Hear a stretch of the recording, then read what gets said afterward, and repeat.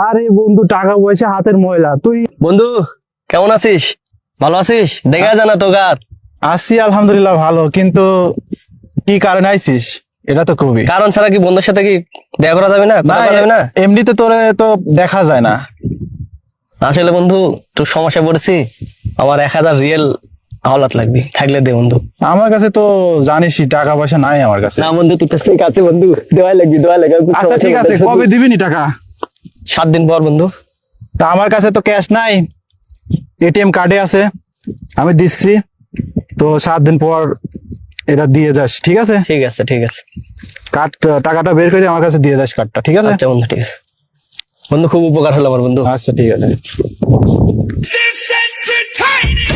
আজ 6 মাস আগে টাকা নিয়ে গেছিস, এটিএম কার্ড দিস নাই। দাঁড়া, এটিএম কার্ডও দিলি না, টাকাও ফেরত দিলি না।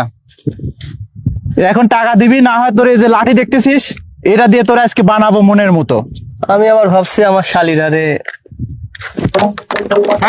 আরে টাকা পয়সা হাতের ময়লা। তোরা বন্ধু বান্ধব মানুষ, যখন টাকা পয়সা লাগে আমার থেকে নিবি, নিয়ে খরচা করবি। আমি কি কোনো সময় তোর থেকে টাকা চাইতে পারি?